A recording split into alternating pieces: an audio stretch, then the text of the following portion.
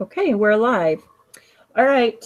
So there's a lot of information that they give you as the group leader. It's a big outline, and I'm trying to be organized, but it's really a lot. So did you all see the questions that it asked us to think about before? Yeah. At this meeting. So you've all maybe thought about those, or got little answers for those at least. Is that the ones that asked about like what's going on in the case and what are the root problems and things like that? Yeah, it was. Yeah, what's really going on? What? Yeah, exactly. There's six bullet points there. So there's that, but then there's a whole other outline that they give to me that has a lot of stuff on it. So, and it said just pick what you want to discuss. So basically, I think we just discuss what we want for about an hour, and then we're done. And that way we'll get a good feel for the case. And we're also supposed to bring in our PowerPoint, that feedback PowerPoint. And also a little bit, there was something in there about our reading this week too. So I'm assuming reading the book, The 7 Habits. So, and see if any of that applies to this. So it says for me to begin with a quick synopsis of the case, and that's really easy because it's such a short case, which I'm really happy for. As far as that goes, it's pretty easy. It was pretty easy to glean what there was there. It wasn't hard.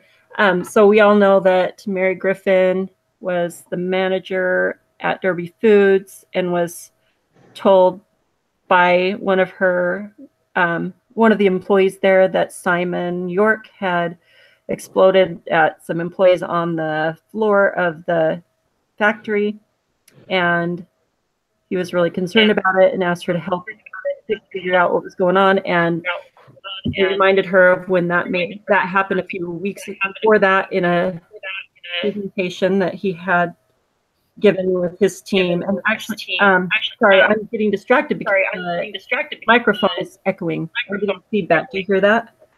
Yeah. I don't know what happened.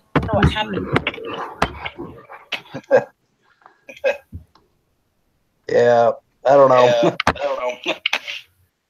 I don't know how to fix that. Maybe try. Wow, that was really distracting. Everyone mute their microphone. So that the sound on your computer isn't playing back. Yeah, so maybe, mute if you have to in the meantime. Okay, that's better right now. So anyway, we know that Simon had that outburst, and then he had a similar experience of something that happened in the presentation, and the team wasn't obviously not happy, but Mary had thought that was going to go away. Maybe that was just a one-time thing, and now she's really concerned, and she's called a meeting with Simon. And then Simon's view of it is, this is a great time for me to make sure that I tell how everything is going and how it's going so well and whatever. That's basically what I got. I didn't reread it all tonight, but he's ready to tell her, and he thinks it's just an informational kind of a follow-up thing, or get acquainted with what's been going on in the production. And I think he didn't even really realize that he was having these problems, that he didn't know that he was having such a negative effect on his team. So that's basically what I got from it. And so what I'm going to do is just ask a question here. So what is the issue? What do we see as the issue in this case? I think, can everybody hear me? Yes. Okay. I think kind of what I got, like, as I was reading it, I just kept thinking about how he was making other people feel like his other team members. And I feel like they were beginning to feel like less motivated and kind of like personally attacked, I guess, by what he was doing. So that seemed to be like a really big thing that stuck out to me as like one of the biggest concerns that was going on. Right. right? They seemed like they were take it all personally because of the way he was leading them. Mm-hmm. Sorry, I'm having a hard time. My video, it's only showing whoever I click on. It's not showing people as they talk. Do you guys know on Google Hangouts how to make it just be to pop up the video of whoever's talking? On mine, it's just pulling up whoever's talking, and then on the very bottom right, it's showing all 3 or 4 of us. Yeah, I see everyone at the bottom right, but it's only showing me, and there's a big box around me because I've moved it to me. If I click on Molly, then all I see is Molly. And I can't get it to go back to randomly just showing people as they talk. I feel like the video is better when we see who's talking.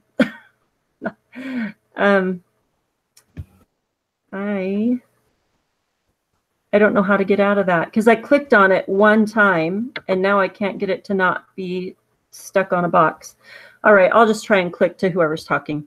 Okay, so we talked about the issue a little bit. Does anybody else have anything to say about that? Okay. Go ahead. Sorry, I kind of thought just because of his new leadership position, he doesn't really know leader yet, and a lot of things might just be communication errors. Mm-hmm. That's pretty much it. Yeah, I think in there it said that he was impressed with a person who had been in the position before him. So he liked the way he ran things, and he seemed like he was trying to take over and be as good as that other person was before him. I know it seemed like he was just really concerned with perfection and having it be just right. Yeah, and I think he's also trying to hold everybody else to his own standard. Exactly. That's one of the leadership. I talked about the leadership qualities. And that one is that the pace setting one? I think. Should have pulled up my paper. Let me do that really fast. I also feel like none of the employees are really telling him about anything. They just kind of act scared around him. Like it kind of seems like he doesn't even realize anything's wrong. If that makes sense. That's because exactly everybody just shuffles around and avoids the subjects all the time. Exactly. Yeah. Okay. Yeah. So pace setting is that thing I was talking about. But yes, to me, he seemed like he was kind of the kind of boss where people were just cowering around him and didn't know really how to even tell him that they were having a hard time because he was such a forceful leader. Kind of made him intimidated. So definitely let me get back to that paper. Okay. So why is it important that we talk about the issue and this issue? Why does this issue that came up with Simon need to be addressed?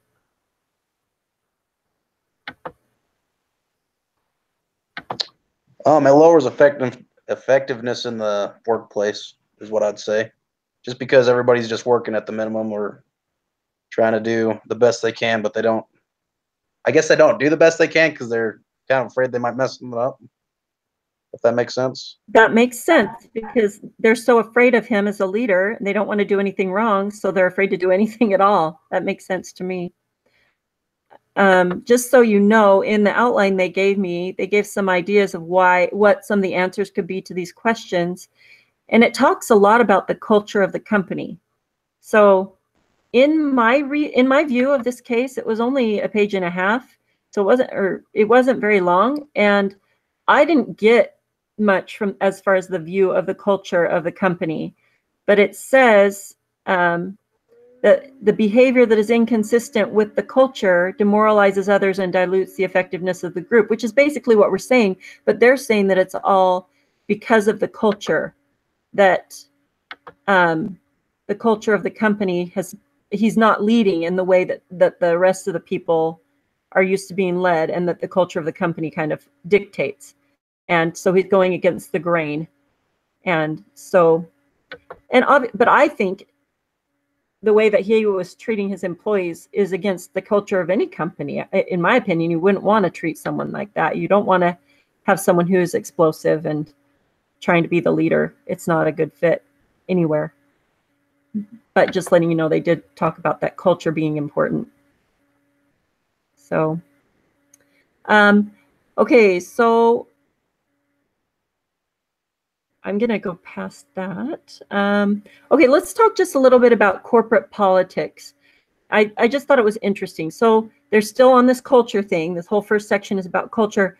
And it says, what are corporate politics and how can it affect culture? And I wanted to talk about that because I always find it interesting, the different dynamic at different companies.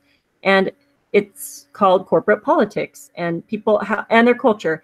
But how do the politics of a corporation affect the way the people feel at work or their culture?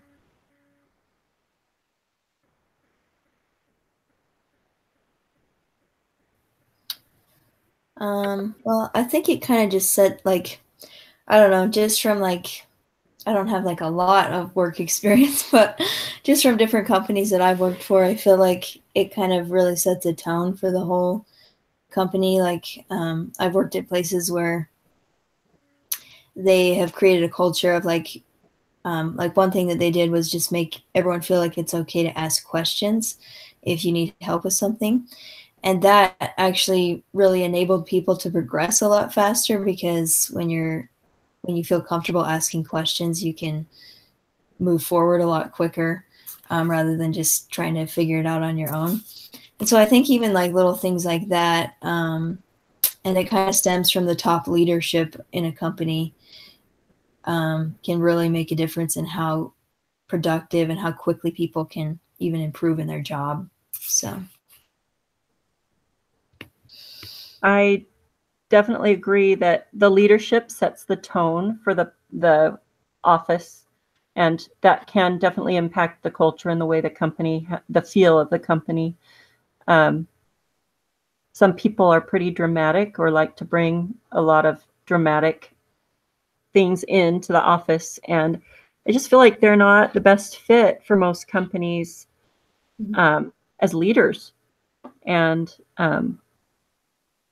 I feel like they need to be aware of that. And I think that's why most people who are in upper management are very personable, very used to public speaking and being with a crowd, and they don't say things that drive people away. When you're talking about corporate politics and things like that, certain things are taboo at companies, just like they are when you're discussing politics. You just have to be careful, and you just kind of have to have that sense about yourself to be able to be a good manager, I think. Okay, let's go on to now talking about that. So one of the next questions is, what is Mary's role in establishing the culture? And I think we kind of covered that just now with the management is supposed to be driving that culture and driving the environment in which people work. And so that brings us to, what is her job now? What is her job in resolving this situation?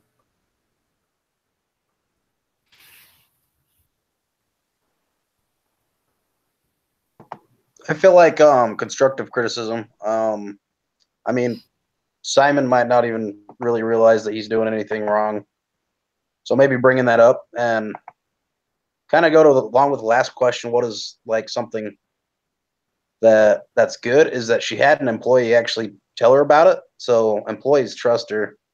Maybe establishing a way for them to trust Simon also, just like they trust her, I guess. So kind of matching both the same things. Right.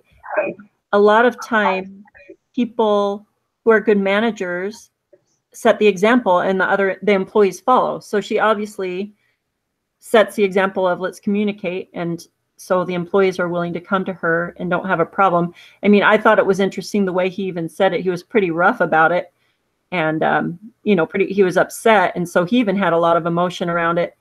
So I was surprised by that tone, but she wasn't offended by that, and she took him seriously, and she calmed him down enough to have him explain it. And I feel like that she's got enough sense about her to be a good manager, to offer the kind of feedback that Simon really needs. And like we've said before, he probably didn't even realize how it was impacting his team. And so hopefully he's willing, and with her demeanor and her management style, hopefully she can offer feedback in a constructive manner that he will take, and not take personally, but learn from it and grow in his role so that he can be a better leader.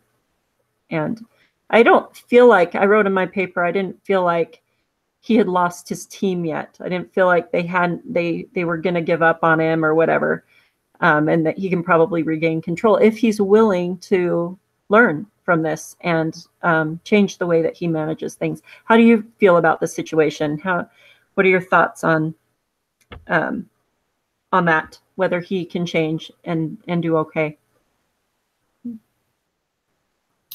Yeah, I think I don't know. I feel like you're right. Like, kind of like he probably is just still kind of learning as a leader too. I think that was mentioned earlier, is that he's kind of still learning himself. And one thing that I kind of thought about when I was going through that feedback presentation as well, it was talking about kind of focusing more on a behavior and less on the person, just so that they don't feel like personally attacked. So that's one thing that I think could be productive for her while she's talking with him, is maybe just focusing on the behavior and how that made his teammates feel, just so that he can start to kind of recognize that. And I think that alone might be a pretty motivating factor for him to like change his approach. But I agree with you. Does anyone else have something to say on that? I have more to say, but I keep saying a lot, so I'll give you a chance. Okay, well, I'll go on then. About that, I feel like that they definitely need to be directing the discussion and how it's affecting people and making them feel, and that was a big focus on that feedback PowerPoint that we had, and that I'm sorry, I lost my train of thought for a second, but you don't make it personal, and then people respond a lot better to that. And that's the way it is in any situation. It's not just at work, it's anywhere. When you're telling your kids, correcting your kids or fellow students. In fact, on here, one of the things it said we could do is make sure that people had backup or whatever to whatever they were stating, and that we should use the constructive feedback method to correct and, you know, have us restate with the proper backup. And I was kind of unclear on how that would work, but in this situation, because I feel like we all read the whole page and a half that there was, and that, I mean, we obviously read the PowerPoint, and I don't know how to judge that, but what it's saying is, don't point out the person directly, don't point at them and say you did this, you did that, but direct it in a way that they how their things have resulted in people's feelings. So yeah, that is the way that we should handle that in all aspects, not just in the job, on the job. Okay, so it asks us to talk about, on the question specifically that you all had, was there a specific question that any of you wanted to talk about that we maybe haven't covered yet in our video conference? So looking at those 6 bullet points, is there an area that you'd like to discuss?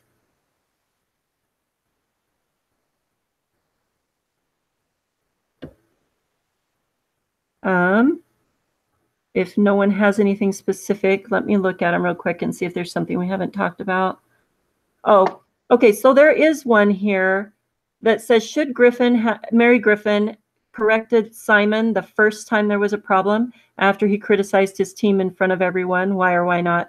And I think that could be debated on both sides, but I feel like she didn't, and she said why. She said that she didn't feel like, she was hoping it was a one-time thing. So she did notice in the meeting that he had kind of got all of his team all cowering during the meeting. But she was hoping it was a one-time thing, and now she's taking action quickly the second time that she'd heard about it.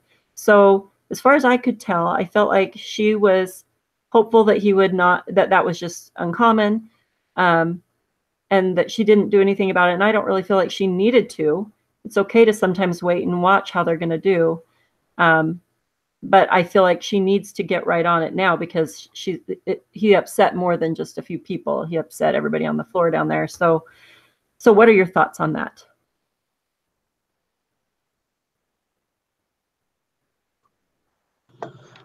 I feel like it just depends. I mean, at one point she says that I think it says that says that all the employees kind of like just wanted the meeting to end super fast, didn't want to even really be there.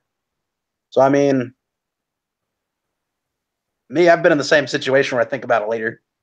So I feel like she did take a good action on the second time around, though, because she went immediately after instead of waiting for a third or fourth time, because it wasn't just an isolated thing, it was multiple times. So she did the correct thing on the second time around, at least. So I don't know. It's just I agree with you. She did act on it. And so I feel like you don't always have to jump right on it the first time. Plus, it could have just been a bad day for him. It may not have been something he does all the time. So, and maybe what it's trying to get at is that the employees were visibly cowering in front of the meeting. And so maybe that could have indicated that they've been mistreated by him before, because, you know, if it's just a one-time thing, they're going to go, wow, what happened there? And not be, you know, they wouldn't be cowering, I don't think, so much. So that may have been a cue that maybe there was more going on. But I still feel as a manager, it's hard to judge all of that, and that she is taking action now. And based on what I know, which is not a lot, I feel like it's not really too late. You can still take quick action as long as she's good at the feedback, giving positive, constructive feedback.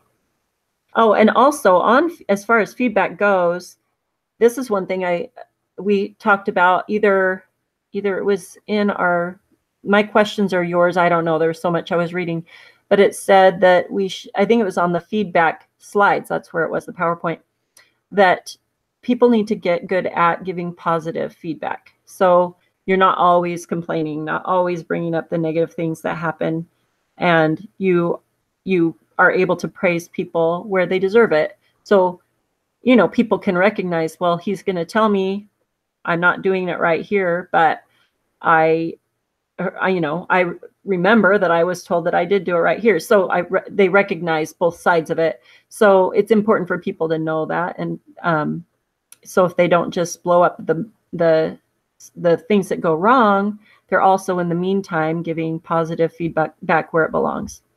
So that was important. Does anybody have any thoughts on that? Okay.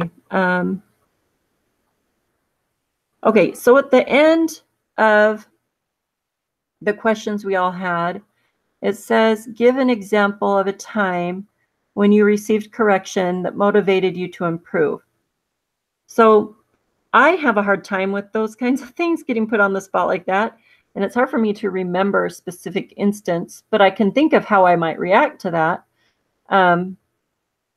But did anybody have a specific instance that they can think of, kind of an anecdote that happened where it wasn't done right? It wasn't done, or I'm sorry, this one is the one where it motivated you to improve. How did it go? And do you remember what the person did to get it to become a positive experience rather than negative?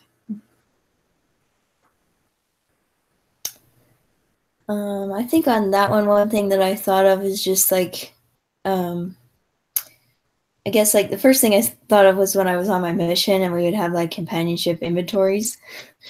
But a few things that I think were productive in those instances were just that, like, for me, it's always more motivating when it's like something that's done one-on-one rather than like being in front of a lot of people, because I think sometimes that can make you feel like you're put on the spot or like personally attacked.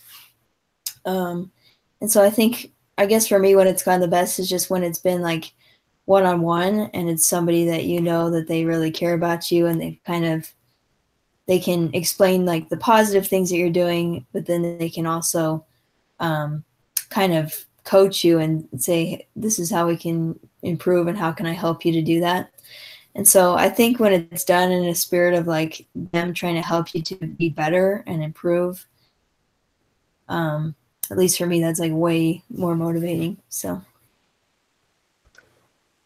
I totally agree with that. And that kind of ties into the reading. I was reading the 7 Habits book tonight. It's really good and I really enjoy it. And it was saying how we need to be interdependent. We shouldn't just learn to be independent and think that's great. We need to be interdependent and learn to rely on other people to help us become our best selves so that we're all working together. And that's how feedback can be on a one-on-one basis like that, where you're meeting like that. And when you know they care about you and want the best for you, and they can help you and motivate. And it is motivating. It's motivating to change because you know someone has your back. Someone is there kind of cheering you on and wants to see you succeed. So we do need to learn to rely on other people because our view isn't the only view. We don't all have all the answers. And I feel like that's really important. Does anyone else have any thoughts they want to share before we go to the next thing? Well, I thought that was that part of the discussion just because I know I'm a really stubborn person. And I know that when people come to me with feedback, sometimes I take it negatively and I do the opposite, which I know that a lot of people can. So that's another thing that I don't know if this was in our reading. I think it was on the slideshow, but I wrote down principles that stood out to you. Private setting and an open mind. Because I think you really need an open mind to receive criticism, giving any feedback. You need to also be able to see their side of the story as well, and at least give someone an opportunity to hang on with them, or how they saw it that they've done. But yeah, just having an open mind and receive criticism is huge, I think. I agree with you. It's a quality that is important that a lot of people don't have. And I think it takes some time to cultivate that, to become good at taking criticism. It's something I'm not very good at either. And we need to look at it maybe as not pointing the finger at you so much as maybe I see this and I know I can help you become better at this.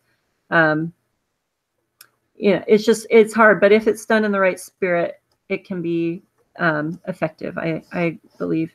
And also having that open mind, that's, I think, probably the biggest key, is keeping your mind open and realizing that they're not out to get you so much, and just listen. And it also was important on Mary's part, Mary Griffin, to listen to Simon and understand where he's coming from before she gave the constructive criticism, and hear his side of the story, see what he's thinking, because it could be completely different. You need to have both sides. She got the one from Schumann, whoever he was, the guy who reported on him, but she hasn't heard Simon's side of the story yet. So she needs to be really open-minded and listening to him before she offers the solution and the help.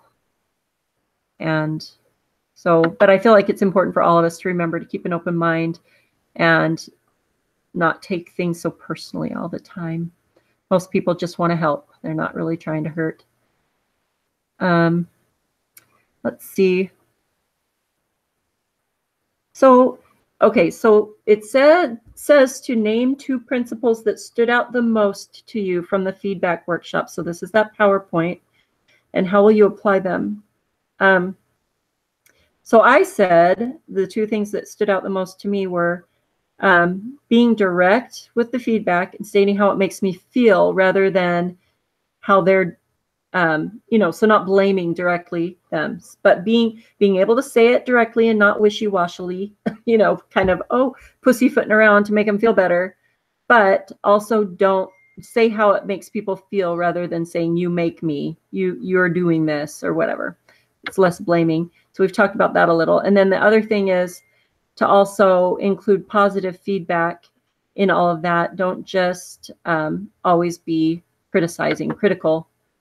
And then I have slide 10. So in that, I'm not gonna, I don't know if I can go there right now.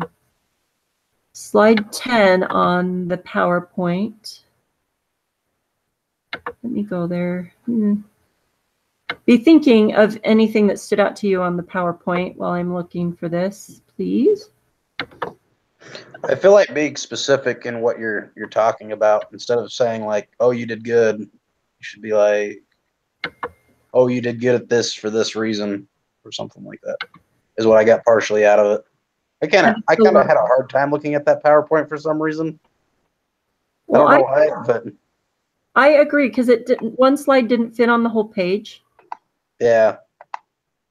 So to me, it was a little bit difficult too. I'm trying to find it. I kept not being able to find it because it's not in our lesson overview, the first thing we look at.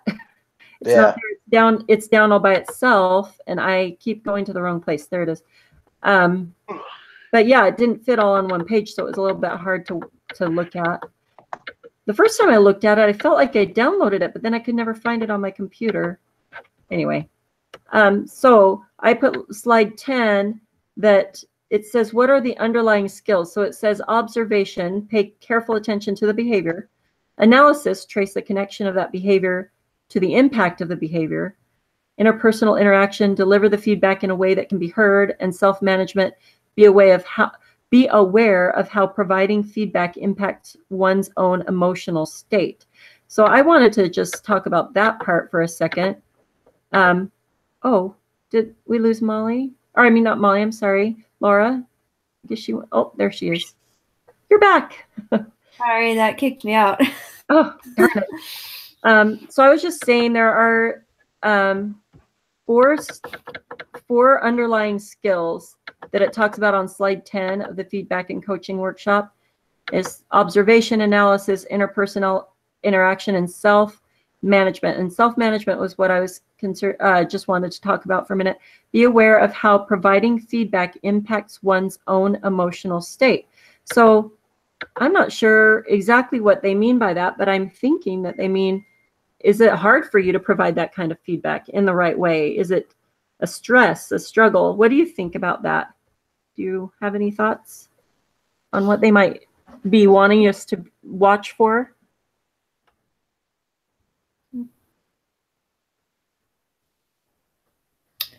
Well, one thing I kind of liked about the presentation too was it talked about like kind of rehearsing and anticipating possible reactions to what you're saying.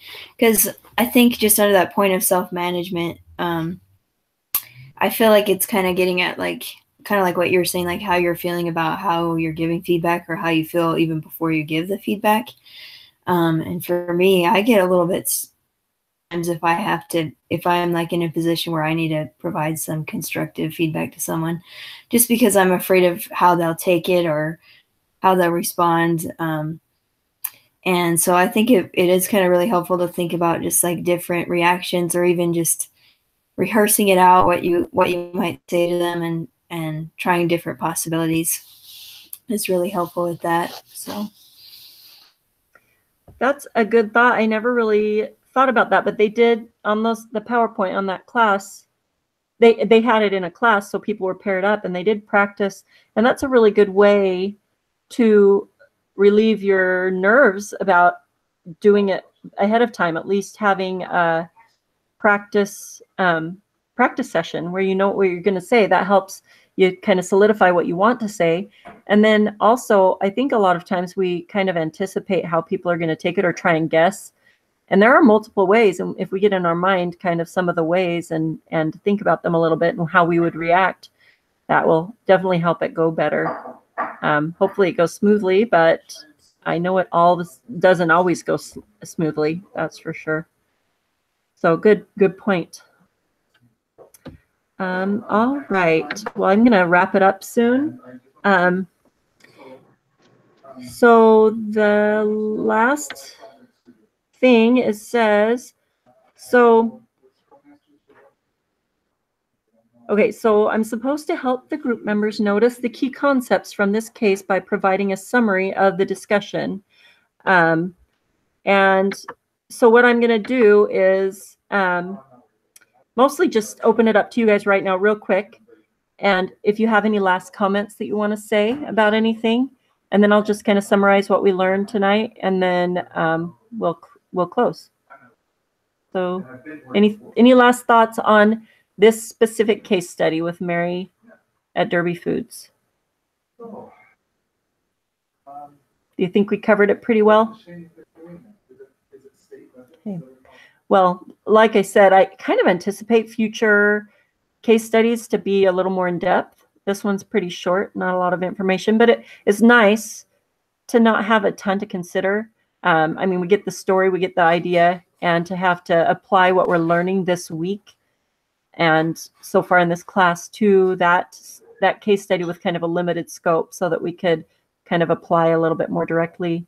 But I feel like we covered a good amount from the case and what we observed with the interaction between Simon and his team and how Mary has handled it, and talking about how hopefully in her interaction with Simon, she's going to offer constructive feedback that he will take, and hopefully he will be open-minded and take it well, and that she will listen to him, and how we need to learn to take that kind of criticism or feedback in our lives and be open-minded to it as well.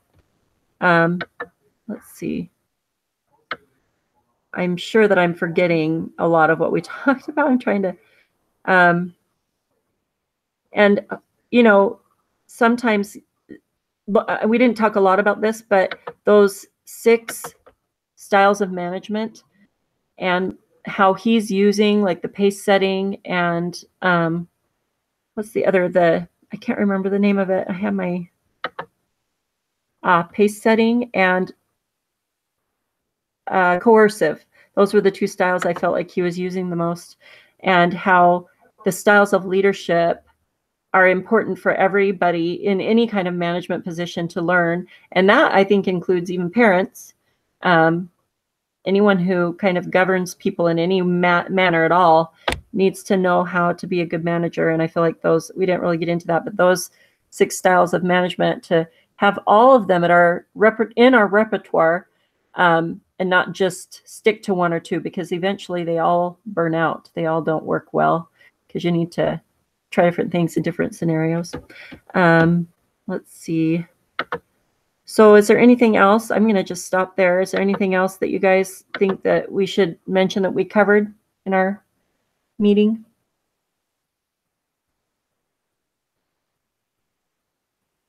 Okay. Well, I'm going to say that we've finished, and I appreciate you all coming. Let's talk. We didn't introduce ourselves at first. I kind of got right into it. And I realized after that we probably don't know a lot about each other. Not that we need to go into any lengthy intro or anything, but just so you know, I am a mom of 5, and I am back to college after 25 years. So it's kind of, this is a rough semester just because it's a hard class. I've got 2 hard classes, but I work part-time. I'm a mom. I have this part-time classes. So trying to juggle that is interesting. And I'm in Oklahoma, so I'm on Central Time. And so I'd like to hear just a quick couple of sentences about each of you, and then let's decide when we want to have our next meeting. So why don't we start with Jake? Hey, so I live in Tennessee. I think I'm in Central Time. I'm not sure. I'm an hour ahead of Idaho. Mm-hmm. Tennessee has 2 different time zones, but I'm an hour ahead of Idaho. Just got my real estate license. Been off my mission. In about 2 days, it'll be 3 years. Cool. I don't know. Just have fun in Nashville, I guess. I'm just taking a couple courses at a time, though. My brother lives in Nashville. It's fun. We like it there. Yeah, it's really fun here. There's lots of stuff to do here. Mm-hmm. So just doing 2 classes right now and getting my real estate business going. Good. It's a good place for real estate. My brother's actually in real estate there too. So yeah. Where does he live at? He's in Hendersonville. Hendersonville? Okay, that's not, I don't think that's too far. It's north a little bit. Okay. I live directly south of Nashville, about like 30, 40 minutes. Yeah, he's about north that far. So you guys are probably an hour apart or more. So. Okay. But yeah, I just hang out with the YSAs and just do that stuff, I guess. Mm-hmm. Cool. Thank you. Okay, Laura, will you go next? Yeah. I'm in Utah, so I live in Provo. Too. So it's good. And I'm just working. I work during the days part-time and then just going to school full-time right now. But I love BYU Idaho. I went up to school in Rexburg for a year before my mission, and now I'm just online. So it's been good. Cool. I like that flexibility too, that you can do that. Mm-hmm. And that I can do that. I mean, I'm, wherever you are, you can do it. And my kids, both my older two, my son just got married December 30th, but I have a daughter who's married too. They both live in Provo. They're both going to BYU. And nice. Yeah, my classes are way better at home than theirs are there. I think so much stress. Mm-hmm. So, all right, thank you, Molly. Yeah, I'm from Missouri. I'm about actually really close to Oklahoma. I live in Joplin. Oh yeah, only an hour and a half. Same time zone, but I'm just taking online classes. I'm taking all online this semester.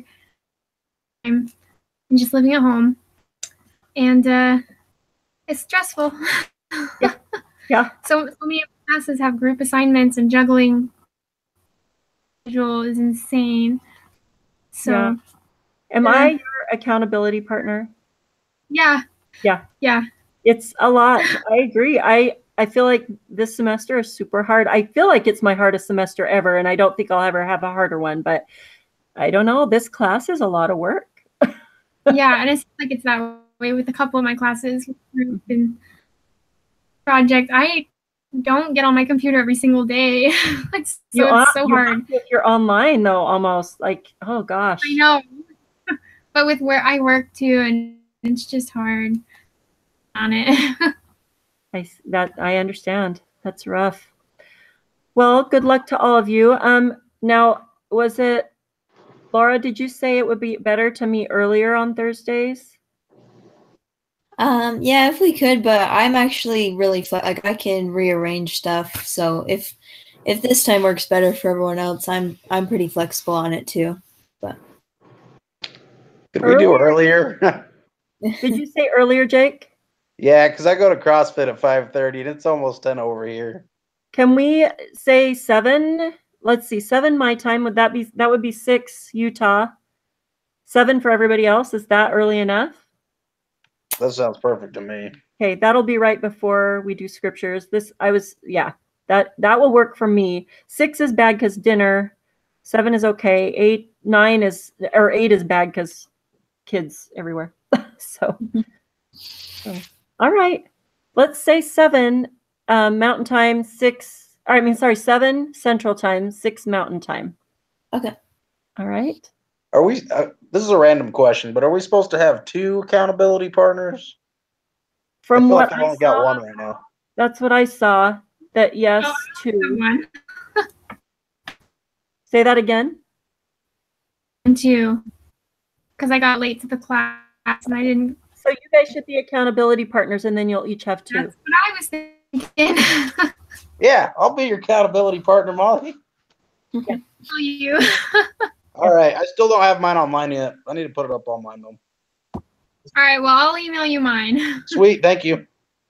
Awesome. I'm glad that worked out. Okay, guys. Well, it's been nice chatting. We'll see you 7 o'clock next Thursday. All right. Thank you. Have a great week. You too. Thanks. Thank you. Have a good night. Bye.